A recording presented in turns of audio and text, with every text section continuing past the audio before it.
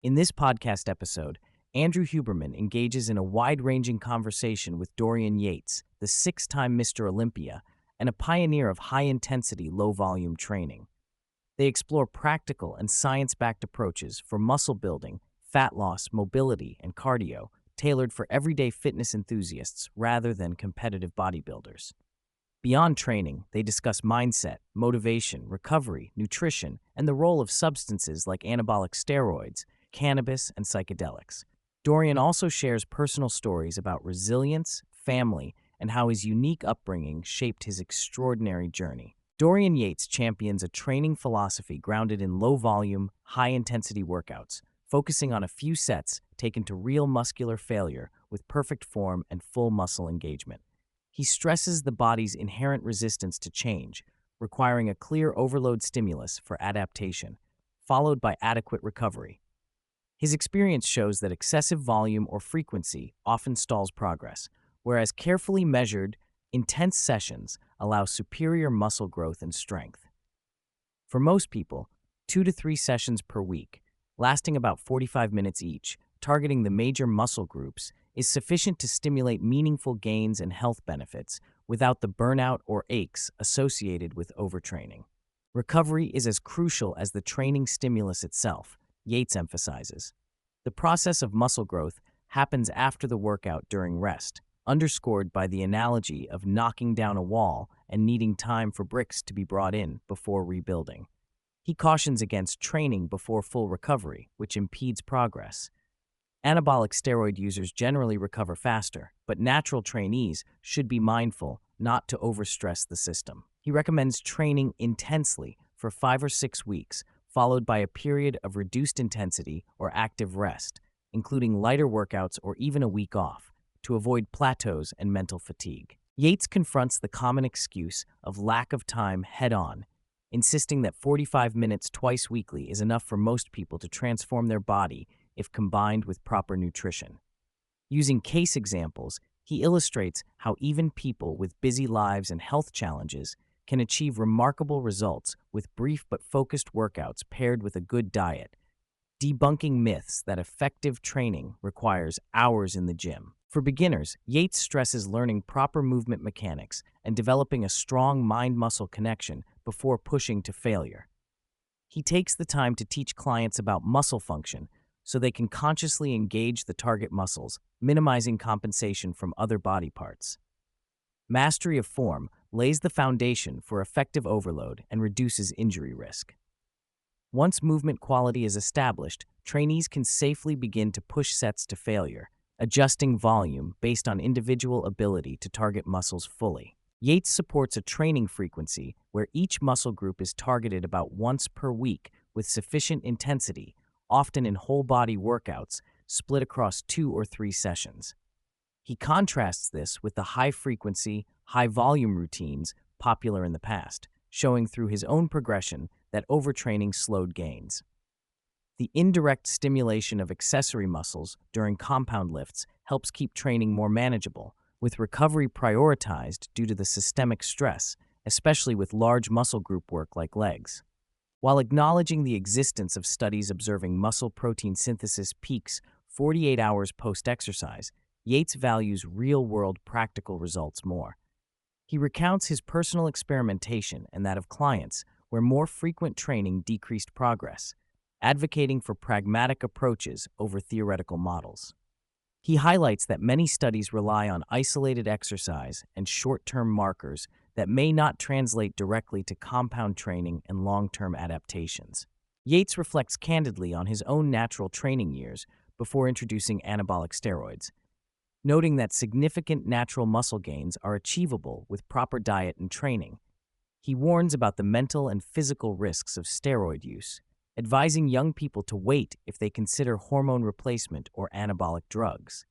He discusses the merry-go-round effect of dependency and the difficulty of maintaining gains after cessation.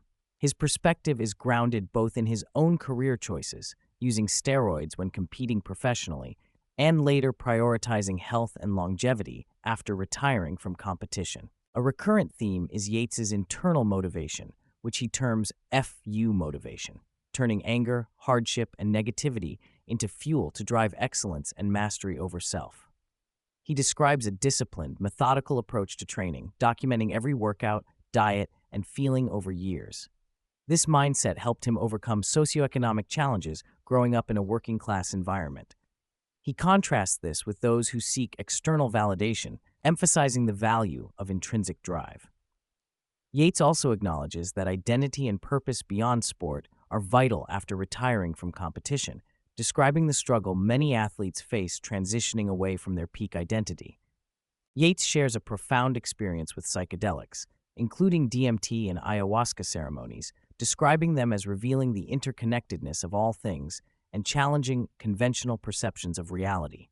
He views consciousness as a non-physical, omnipresent force, that we are all one thing, experiencing individual realities. Though not a daily user, he likens psychedelics to receiving a profound message that once heard should be integrated and then released. He also emphasizes the importance of professional, safe environments for psychedelic work and acknowledges the potential mental health risks for predisposed individuals. These experiences, he believes, enrich perspective and contribute to personal growth beyond physical fitness. The conversation explores cannabis through Yates's lived experience and scientific insights. He highlights cultural acceptance in his hometown, the nuanced effects of cannabinoids like THC and CBD, and research indicating long-term cannabis smoking may not impair lung function as severely as tobacco, even possibly increasing lung capacity. He urges people to separate plant use from synthetic isolates, noting that high THC products without balancing CBD can increase anxiety or paranoia. Yates recognizes cannabis's benefits for elite athletes in recovery and relaxation, distinguishing personal variability as his wife reacts negatively to it while he finds it helpful. He advocates for testing and personal assessment because the endocannabinoid system differs widely among individuals. His nutrition philosophy evolved from strict bodybuilding diets to a more balanced, plant-forward, lower-protein approach focused on longevity and metabolic health in later years. Yates practices intermittent fasting, breathwork, and functional training like yoga and Pilates to improve posture, breathing, and overall well-being.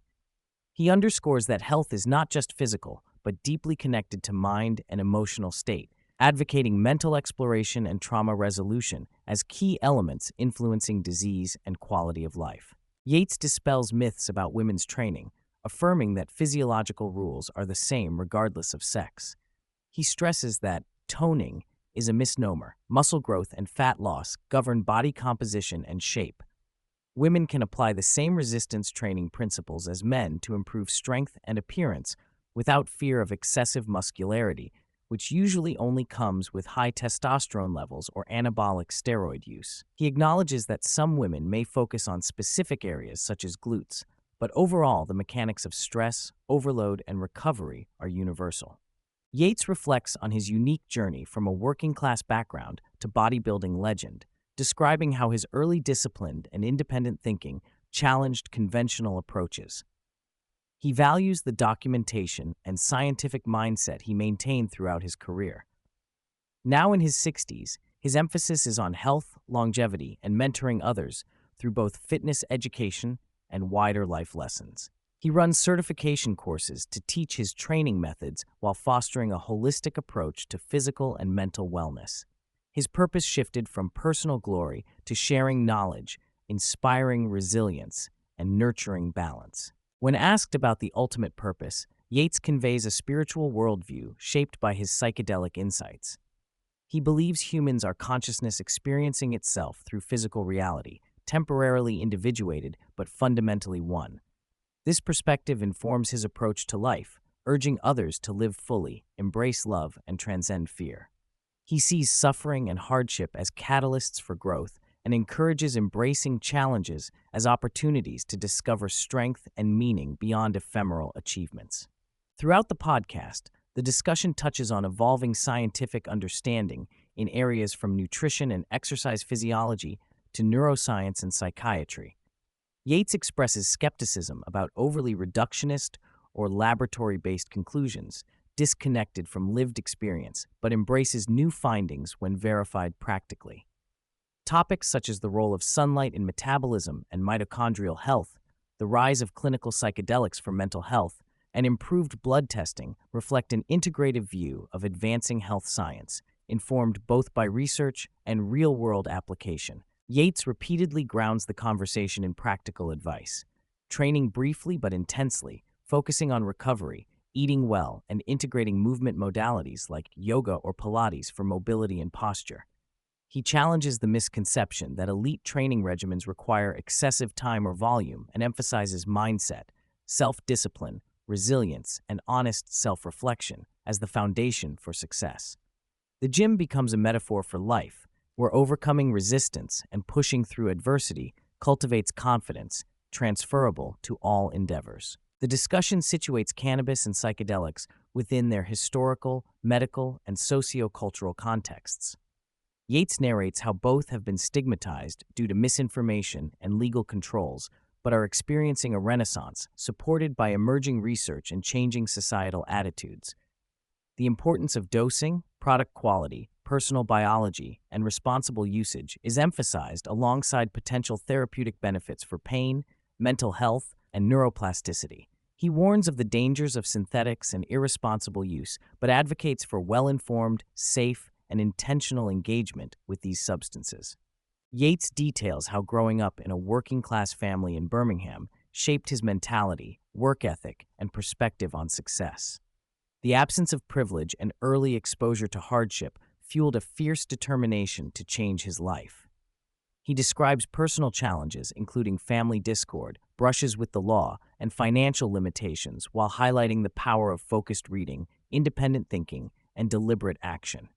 This pragmatic foundation underpins his coaching and philosophy, making his advice accessible and relatable to everyday people seeking transformation. Now more focused on longevity and quality of life, Yates modifies his training to suit his body's current needs, favoring lighter weights, functional movements, and balanced cardio like sprint intervals or cycling. He avoids risky heavy lifts on injured joints, but maintains muscle mass through controlled stimulation. Posture improvement through Pilates and yoga helps him stand taller and reduce pain. He recognizes the importance of listening to the body, not balancing intensity and emphasizing health over maximal muscularity with advancing age. Yates underscores the critical role of meticulous logging and analysis throughout his bodybuilding career. He recorded every detail, from exercises and weights to diet and subjective feelings, allowing him to empirically assess what worked. This scientific approach fostered continual refinement and innovation. He encourages others to adopt similar systematic practices to maximize results and minimize wasted effort. In his current phase, Yates has embraced mentorship and teaching, recognizing the value of transmitting knowledge and guiding others on their fitness and life journeys. His certification programs combine physical training with discussions on mental toughness, resilience, and holistic well-being. Through these efforts, he seeks to empower a new generation to train smarter, achieve health goals efficiently, and develop practical life skills beyond the gym. Yates shares anecdotes illustrating his unique personality and cultural influences, such as his punk rock tastes, ironing clothes before workouts to reduce stress, and the significance of maintaining his shadow persona away from the spotlight. These personal details provide context for his disciplined yet grounded character, and offer insight into how individuality and routine can support high achievement. Finally, both Yates and Huberman acknowledge the profound impact of his career and training philosophy on millions worldwide. His pioneering approach to exercise, combined with his candidness about struggles and triumphs, has inspired countless people to rethink fitness and personal development. The conversation cements Yates not only as a bodybuilding icon, but as a thoughtful leader, advocating for balanced, sustainable, and scientifically informed paths to health and fulfillment.